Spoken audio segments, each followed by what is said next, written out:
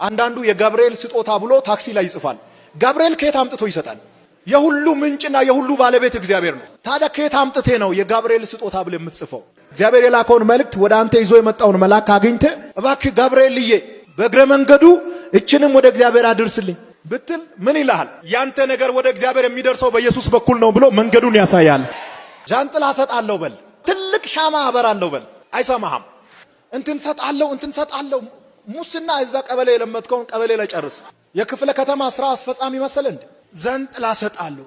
ዛንጥላ ለዝናብና ለፀሐይ ተጠቀም። መልአክ ደግሞ ዛንጥላ ይዛ ቀረባ። ገብርኤልን መላእክትን ማምለክ ጣዖት አምላኪነት ነው። የትኛው ጸሎት? ይሄ የጸለይከው ጸሎት ተሰምቶልሃል። ተርላና ደስታ ነው የሚወለደው አንተ ቤት። ይሄ ተውኩት ጸሎት ተርላና ደስታ ይዞ መጥቷል። ጽናትህ፣ ልመናህ፣ ቆይታህ ፖለቲካው ሳይፈታ፣ ችግሩ ሳይፈታ፣ እርጅና ሳይፈታ በታማኝነት ትዳር ውስጥ በመቆየትህ ያ የጸለይከው ጸሎት የጠበቀኝ መጠበቅን አይቼዋለሁ። ጸሎትህ ተሰማ አለው ገብርኤል መጥቶ። ዋው! ይሄ እንዴት ይሆናል አለ ገብርኤል።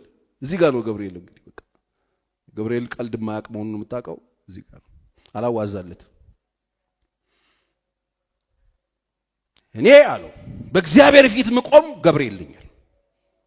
በጊዜው የሚፈጸመውን የአምላኬን የምስራች ይዤልህ መጥቼ ስላላመንክ አለው እስከምትወልድበት ቀን ድረስ ዲዳ ትሆናለህ ብሎ ዚፕ ሲወራለት። አየ መልአክ ቀልድ አያውቁም፣ አያልፉም። ውልፍት ከተሉ ሸክ ነው የሚያደርጉ። ከመጡ እግዚአብሔር ይመስገን እዛው የያዝልን ጌታ። እውነት ነው ገብርኤል ቢመጣ እኮ ገብርኤል አይለቅህም እኮ። እንደ ቀልዳፍን ተርመሰ ተረክ ሾጥ ነው የሚያደርግ። የምሬን እኮ ነው የሚል። ያው ሲጀመር እግዚአብሔር ነው የሚልካቸው። ናስቲ ገብርኤል እያልን የምንልከው ገብርኤል የለንም እኛ። ምክንያቱም የእግዚአብሔር መላእክት ናቸው። እግዚአብሔር ነው የሚያዛቸው። የምን ድፍረት ነው? የምን ድፍረት ነው እንዴ? የምን ድፍረት ነው? እንኳን የእግዚአብሔርን መልአክ የጎረቤት ሰራተኛ ጠርተሽ ሸሚዝ ታሳጥቢያለሽ እንዴ? ይቻላል እንዴ? ነይ አንቺ ባጠኑ ነይ ንምስል ቀቢ ይባላል እንዴ? ሰው እዛ ግቢ ያለውን እንኳን አንጠራም። እንኳን ይውላችሁ አንዳንድ ሰዎች ንቀት ነው የሚመስላቸው። ነው አክብሮት ነው። መላእክትን የሚያዝ ማብቻ ነው እግዚአብሔር። አንዳንድ ፋሮች መላእክና ምን እንደዚህ ይባል የለ። ማን አንተ መላእክትን የምታዝ? ሲጀመር መጀመሪያ ትንሹ አቦቸር የሚባለው ልጅህን እዘዝ። በስርዓት እሱን ማዘዝ ማትችል እንዴት ነው መልአክ ጋር ዘለ የምትሄደው? አይቻልም፣ ነውር ነው። እነሱ በጣም ረቂቅ ናቸው። የሚያዛቸው እግዚአብሔር ነው። ተው እረፍ። የጠገባችሁ ጴንጤዎች እረፍ። ቡትቷችሁን ቀይሮላችሁ በቃ በጣም የተወጠራችሁ ቆዳችሁ የጠበባችሁ እረፍ። የተበታችሁ አገልጋዮች እረፍ። የፋነናችሁ ከአገር ቤት የመጣችሁ ከየመንደር ጌታ ለቃቅሞ ሰው ያረጋችሁ ስሪፒስ ተለብሱ ውጥር ያላችሁ እረፍ። እዚህም እዛም ያላችሁ እረፉ። ትዋረዳላችሁ። እኔ እግዚአብሔር ሲያዋርድ አይቼው አውቃለሁ። የከበሩ አገልጋዮች ሲዋረዱ አይቻለሁ። መዋረድ መሞት ብቻ እንዳይመስላችሁ። ባዶን ቀፎ ሆነ ትቀራለህ። ሞገስ አልባ ትሆናለህ። እረፍ። ጌታ ሲያከብር ተከበር። ከየት እንደተነሳህ ወቅ። ማንም አይደለህም አንተ። ለጌታ የተነጠፈው የኔ ነው እያልክ ያለህ እረፍ። ለጌታ የተነጠፈው ለኔ ነው እያልክ ያለ ክብር እየጠራረክ ያለ አህያ እረፍ። የሰማይ ምክር ነው እረፉ። የሰራዊት አምላክ እግዚአብሔር ነው የሚናገረው እረፉ። እግዚአብሔር ሲያከብራችሁ ተከበሩ። ዝማሬው የጌታ ነው። እኔ አይቻለሁ አንድ ቡሽሪ የሚባል ያበደ ነብይ ቁጭ ብሎ ያመለኩ እግሩ እንደዚህ ያለጋ አምልኮ ሲቀበል አይቻለሁ። ቪዲዮ አሳይተው እንደዚህ ቁጭ ብሎ ሶፋ ላይ ያመልካሉ። እንዴ ዱቄት ነህ አንተ። እረፍ።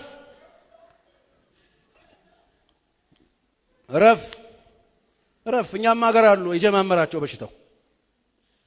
እረፉ። መሬት አይንካኝ የምትሉ የጉሊት ልጆች ከጉሊት ተነስታችሁ እግዚአብሔር ሰው ያረጋችሁ እረፉ።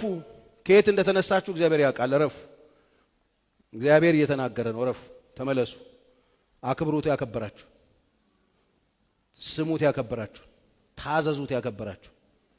ሰው ጤፉ አትሁኑ። እረፉ። ቆዳችሁ የጠበባችሁ ልትፈነዱ የደረሳችሁ ምን አርጉን ነው የምትሉት እንዴ? ምንድነው ነው የምትሉት እናንተ? ረፉ። እውነቴን ነው የምላችሁ፣ ረፉ። ችግር የለበትም ጌታ ያዋርድሃል፣ ረፍ። ያ ንጉሥ ታስታውሳላችሁ? ንግግር ሲያደርግ ምንድነው የሚለው? ንግግር ሲያደርግ ይሄስ የእግዚአብሔር ድምጽ ነው አሉ ሰዎች። አይ ኖ አለ። አይ ኖ ነው ያለው፣ ምንም አላለም ሌላ። የእግዚአብሔር የእግዚአብሔር ድምጽ አይደለም ይሄ ምናምን ማለት ሲገባው ይሄ የእግዚአብሔር ድምጽ ነው አለ። ንግግሩ ሲያስገመግም ሰዎች ተገርመው ይሄ የእግዚአብሔር ድምጽ ነው ሲሉት አይ ኖ የስ ምናምን አለ። መጽሐፍ ቅዱስ በትል መታው ይላል። በዙፋኑ ላይ ያለ ተላ ይላል። አተላው፣ አበሰበሰው፣ ቁምቡርስ ሆነ። ረፍ። ይሄ ማውራላ አዲስ ኪዳን ነው። ረፍ ረፍ። የሰራዊት ጌታ እግዚአብሔር ነው የሚናገር። ረፍ። ስፍራህን ወቅ። የሞተው ኢየሱስ ነው። ለሰዎች ልጆች መስዋዕት የሆነው ኢየሱስ ነው። አንተ ምን ከፍለ ነው እንደዚህ የምትሆነው? ምን አድርገ ነው እንደዚህ የምትሆነው? አህያ አይደለህ እንዴ? ማንም ሚጭንህ አልነበርክ እንዴ? ከሜዳ ላይ አይደል ያነሳ? ረፍ። የወንድም ምክር ነው። ረፉ። እግዚአብሔር ሲያከብራችሁ በጣም እያፋነናችሁ ያላችሁ ሰዎች ረፉ።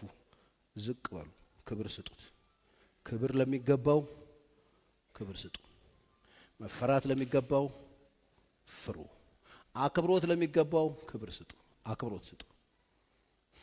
የጠገባችሁ ሰዎች እናንተ ፀሐይ የምታወጡ ፀሐይ የምታስገቡ ይመሰላችሁ።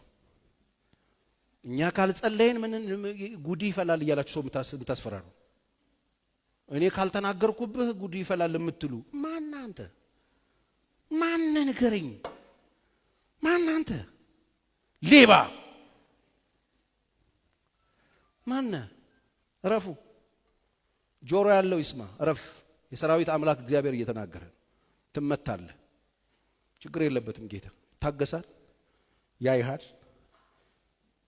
ያይሃል፣ ይጠብቅሃል፣ ይናገርሃል። እምቢ ካልክ ይሰብርሃል። ሰበረው። ኤሊን ሰበረው፣ አንገቱ ሰበረው።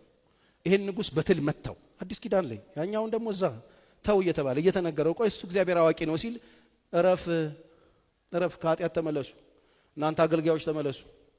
መቅደስ የምታረክሱ እና ፊናሲ ቤተ መቅደስ ውስጥ ልጃገረዶችን እንዲያስወርዱ የምታረጉ ረፉ።